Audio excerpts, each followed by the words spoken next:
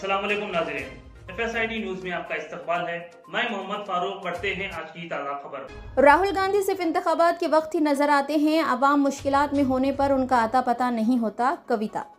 रुकने कानून साज कौंसिल BRS व सदर तेलंगाना जागृति कविता ने मौजूदा सियासी सूरत हाल पर तबसरा करते हुए कहा कि राहुल गांधी सिर्फ इंतखाबात के मौके पर ही अवाम के दरमियान आते हैं। जब अवाम फिल वाकई मुश्किलात में मुब्तला होते हैं तो वो कभी भी नजर नहीं आते हैं। कविता ने इस्तिफसार किया कि जब गरीबों के मकानात को बुलडोज़र के जरिए मैस्मार किया जा रहा था, जब हैदराबाद सेंट्रल यूनिवर्सिटी में दरख्तों को काटा जा रहा था और जब अवाम मुसीबत में मुब्तला थे, तब राहुल गांधी कहाँ थे। उन्होंने कहा कि मैंने पहले भी कहा था और आज भी इस बात का अदा करती हूँ और 100 मरतबा भी यही कहूँगी कि राहुल गांधी इलेक्शन गांधी ही है। वो सिर्फ इंतखाबात के दौरान अवाम को लुभाने और वोट हासिल करने के लिए आते हैं। BRS लीडर कविता ने कांग्रेस पार्टी को शदीद हदफ तनकीद बनाया और कहा कि कांग्रेस ने अवाम से जो जमानतों का वादा किया था उनमें से एक भी जमानत पर अमल नहीं किया। कविता ने कहा कि अवाम से किए गए वादों को पूरा नहीं किया गया। उन्होंने कहा कि हमारे खिलाफ मुकदमात पर तनकीद करने से कबल राहुल गांधी, सोनिया गांधी और रेवंत रेड्डी को ये सोचना चाहिए कि वो खुद जमानत पर है या नहीं। आखिर में कविता ने कहा कि जब आप दूसरों पर उंगली उठाते हैं तो 4 उंगलियां आप ही की तरफ होती है। इस हकीकत को हमेशा याद रखा जाना चाहिए।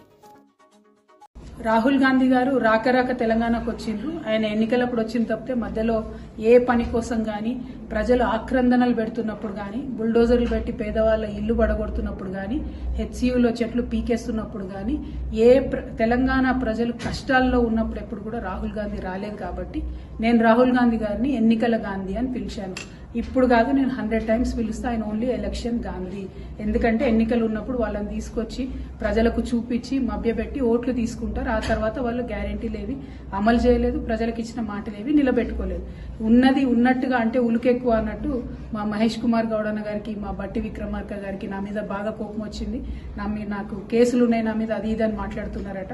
వాళ్ళిద్దరు, ఒకరు ఉప ముఖ్యమంత్రి గారు, ఒకరు కాంగ్రెస్ పార్టీ అధ్యక్షులు రాష్ట్రానికి, వాళ్ళిద్దరు నేను కోరుతా ఉన్నా, అన్న ఒక వేలు నా మీద చూపించే ముందు మీరు ఆలోచించుకోవాలి. మీ సోనియా గాంధీ గారు బెయిల్లో ఉన్నారా లేదా, మీ రాహుల్ గాంధీ గారు బెయిల్లో ఉన్నారా లేదా, మీ ముఖ్యమంత్రి గారు బెయిల్లో ఉన్నారా లేదా అన్న అంశాన్ని దయచేసి ఆలోచించుకోమని నేను కోరుతా ఉన్నాను. Thank you.